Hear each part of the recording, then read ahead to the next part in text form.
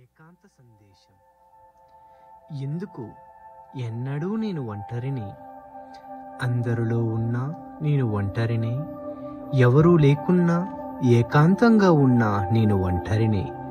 బంధువులందరిలో ఉన్నా ఒంటరిని, స్నేహితుల మధ్యన కూర్చున్నా నేను ఒంటరిని, సముద్రమంత స్వేచ్ఛ నాకున్నా నేను ఒంటరిని, ఆకాశమంత ఆనందం ఉన్నా నేను ఒంటరిని, బానిసత్వంలో బ్రతుకుతున్నా నేను ఒంటరిని, స్వాతంత్ర్యంలో నేను ఎగురుతున్నా నేను ఒంటరిని, గెలుపు గమ్యంతో నిలిచిన నేను ఒంటరిని, వాటిమి చేతిలో నిట్టూర్పు పాలైనా నేను ఒంటరిని,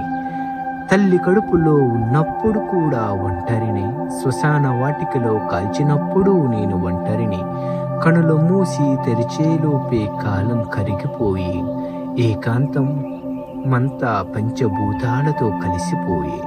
జ్ఞాపకాలు కాస్త మిగిలిపోయే, నా గతమన్నది మనిషి మరిచిపోయే, ఒంటరిగా వచ్చినోడు ఒంటరితనముతోనే వెళ్ళిపోయే, ఆరాటపడ్డ అనుక్షణం మధురానుభూతిగా మిగిలిపోయే, ఈ జీవితమే ఒంటరితనానికి విలువగా మారిపోయే,